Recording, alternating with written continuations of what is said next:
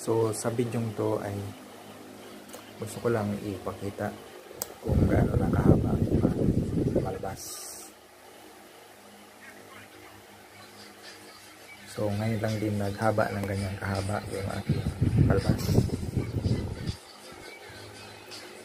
So yung ganitong mga style ng balbas na naghahaba, ang iba naghahaba talaga yan hanggang dyan sa baba, ay paano ito ng mga metal at rock, mga rock band, mga year 90s, mga 90s ganyan, especially nagsimula 1995 hanggang mga 2000, mga 2010 ganyan. So usong-uso ang mga pahabaan ng balbas. So style yan ng mga heavy metal, mga hard rock, mga rockers, pati ang mga hip hop din yan. So style yan ng mga hip hop, mga metal.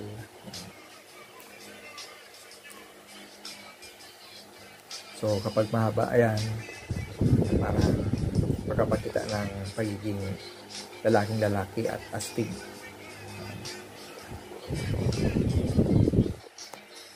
So ako naman pinahaba ko to kasi ang purpose ko ay magbigay ng relax sa akin at parang din, pagkapaligaya din, kasi lately ay talaga ako, depressed talaga ako, and kapag ginagawa ko to, so parang nakakadagdag ng sa akin, kasayaan, relax, at nagiging din ako, parang sa astig, nakakapaastig. Pero puputulin ko lang dito kasi bawal yan sa church namin, yung kahaba na balbas.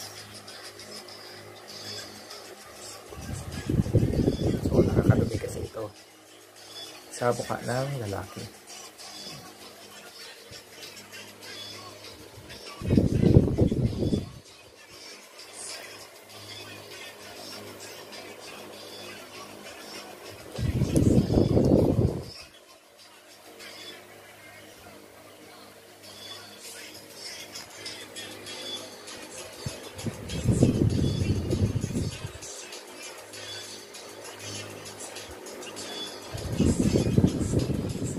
Pinakulayan ko din ito, may pangkulay ako ng buhok, so kinulayan ko ito ng brown, medyo light brown lang,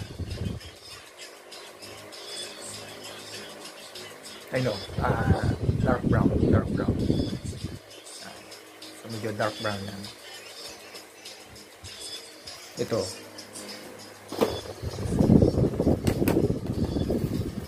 So ito yung pinangkulay ko dyan. So dark brown.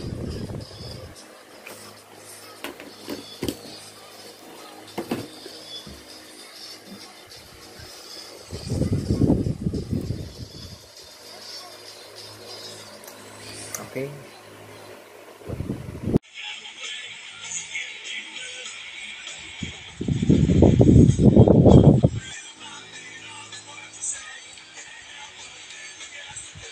So sa video ito, walang ipakita kung gaano nakahaba yung aking balbas.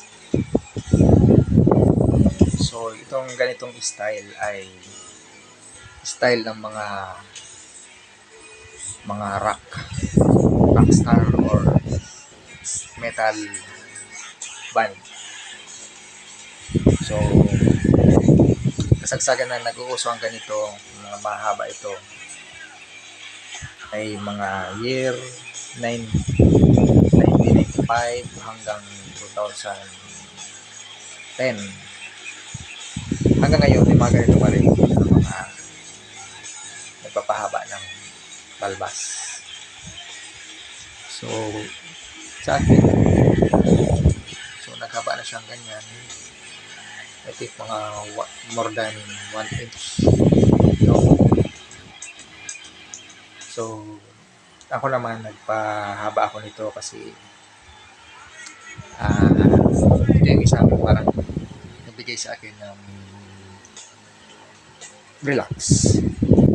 Kasi lately ay depressed talaga ako. And parang nakaka-dagdag ng saya yung ganito na gagawin. Papahabaan lang ito at magmumukha ng rockstar. So, bali, nung teenager pa ako, talagang ina-idolize ko nun ang Korn. So, yung Korn at yung Pantera. So, yung Pantera, si Dimebag, yung ina-idolize ko doon. At sa Korn naman, ang ina-idolize ko ay si Phil D. Mahaba yan.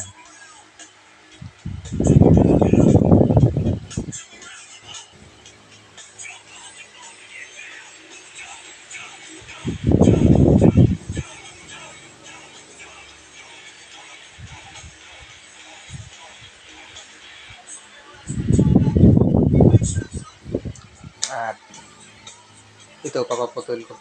Ipitin ko rin ito at hindi masyadong maganda sa aming simbahan. So, tinuturo kasi sa amin maging clean.